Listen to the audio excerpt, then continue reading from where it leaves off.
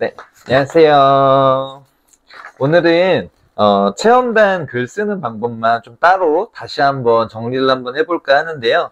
사실 지난번에 이제 일반 블로그 글 쓰는 방법, 그리고 체험단 신청하는 방법에서 기본적으로 체험단을 당첨이 됐을 때 어떻게 글을 쓸 수 있는지에 대해서는 말씀을 드렸습니다. 하지만 이 부분만 다시 빼서 다시 한번 정리해서 말씀을 드려보도록 하겠습니다. 일단 어, 지금 말씀드리는 내용은 체험단에 선정이 되신 후에 어떻게 하면 그 글을 쓸 수 있을까에 대한 내용인데요.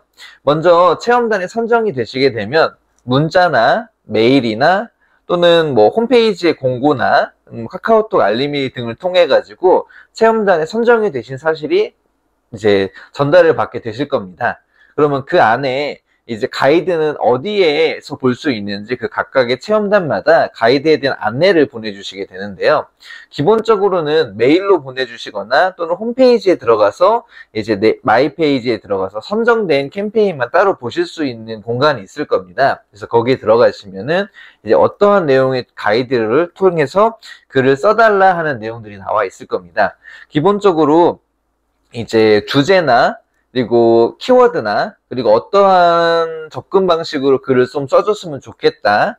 그리고 사진은 뭐 개봉 사진을 담아줬으면 좋겠다. 아니면 얼굴이 나온 이렇게 예를 들면 뭐 이러한 제품이 나올 수 있게 하는 사진을 올려줬으면 좋겠다. 라든가 또는 그 개봉하는 사진은 빼고 했으면 좋겠다. 그리고 움짤이나 아니면 이제 그 제품의 영상에 대한 짧은 영상 한 10초 이상이 되는 영상을 넣어줬으면 좋겠다 하는 이런 사진 가이드들도 있을 거고요.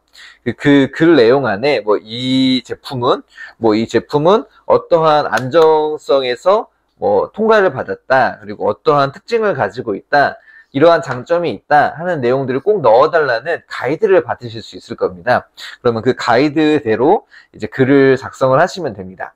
그러면 되는데 평균적으로 요구되는 사진은 저번에 말씀드렸다시피 사진은 보통 15장 정도가 됩니다.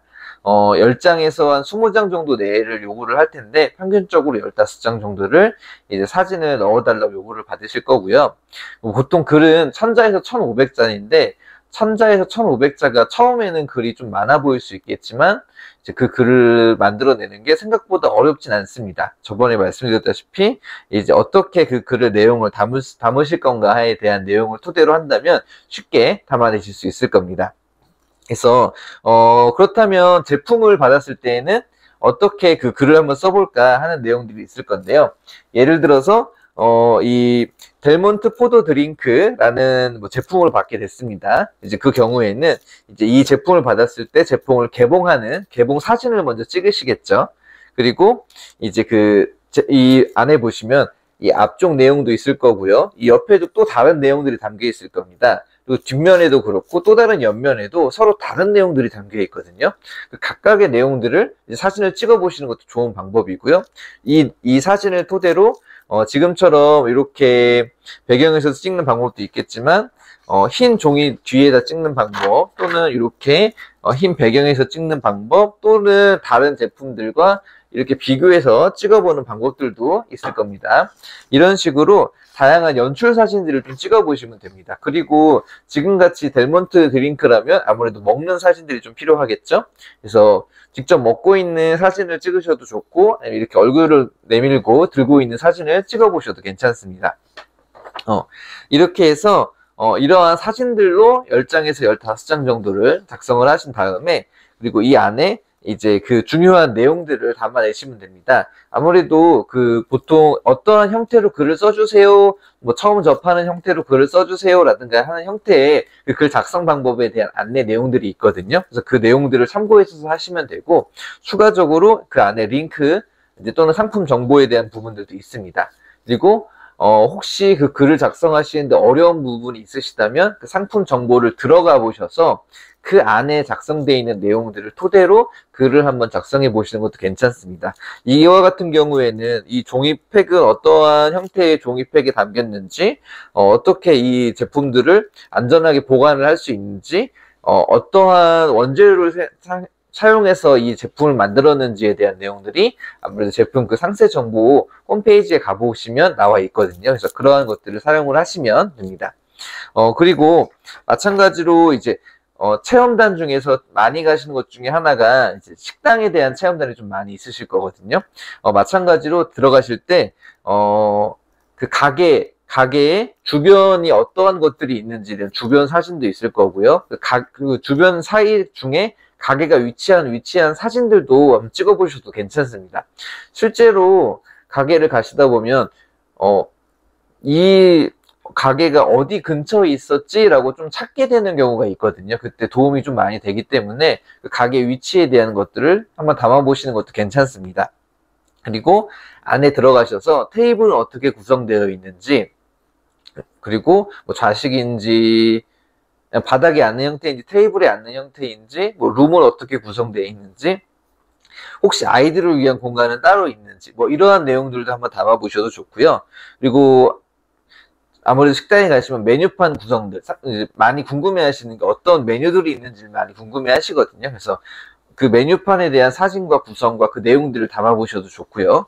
그리고 특히 제일 궁금해하시는 건 그 가게의 가장 베스트 메뉴, 시그니처 메뉴가 무엇인지를 궁금해하십니다. 그래서 그런 것들 한번 물어보셔도 좋고, 그리고 안에 메뉴판에도 표시가 되어 있을 거니까 그런 음식들을 생각을 해두셨다가 또는 미리 검색을 해서 또는 그 체험을 요구할 때부터 어떠한 제품들을 어떠한 음식들을 담아주신다고 아마 제공 내역에 담아 있을 겁니다. 그래서 그러한 경우에는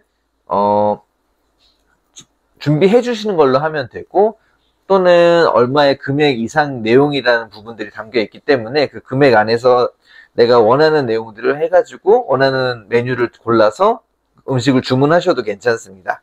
그렇게 하셔서 음식이 나오게 되면 아무래도 전체 항공사진처럼 전체 사진을 찍으면 되고, 밑반찬들은 어떻게 담겨 있는지, 얼마나 예쁘게 담아서 나오는지, 메인 음식은 어떻게 되어 있는지, 그리고 들어보면서 사진을 찍어도 좋고요. 뭐 이런 식으로 해가지고 체험단 사진을 작성을 하실 수가 있습니다. 마찬가지로 텍스트에는 가게 가는 길, 주변에 어떤 것들이 있는지, 그리고 가게 내부의 분위기는 어떻는지, 배치는 어때서 뭐 가족 모임을 하기 좋은지, 뭐 이런 내용들도 있을 거고요. 그리고 메뉴들이 이렇게 많이 있는데 시그니처 메뉴는 무엇인지, 이 메뉴는 어떻게 만들어지는지에 대한 설명이 메뉴판에도 기록이 돼 있으니까 그런 내용들도 한번 적어보셔도 좋고, 그리고 아마 사장님들이랑 조금 더 대화를 한번 해보시면 또 이 가게만의 특성에 대해서도 좀 들어보실 수가 있습니다. 그리고 추가적으로 내용이 좀 부족하다 싶을 때는 그 가게에서 지도에서 가게를 검색해 보시면 그 가게에 대한 소개를 그 지도에 살짝 담아두는 경우가 좀 많이 있거든요. 뭐 어떠한 가게로 뭐 백년 가게로 선정이 되었다든가, 아니면 TV 어디에 나왔다든가, 아니면 이 가게는 어떠한 마인드를 가지고 운영하고 있다든가 하는 내용들이 그 지도 설명에도 나와 있습니다. 그래서 그것들을 활용하셔서 글을 작성해 보신다면 어렵지 않게 글을 작성해 보실 수 있을 겁니다. 주로 대부분이 제품 체험이나 음식 체험, 이와 같은 유사한 형태로 체험단을 한번 체험을 해보실 수 있을 것이기 때문에 이런 식으로 한번 글을 한번 써보신다면 한번 어렵지 않게 글을 써보실 수 있을 것 같습니다.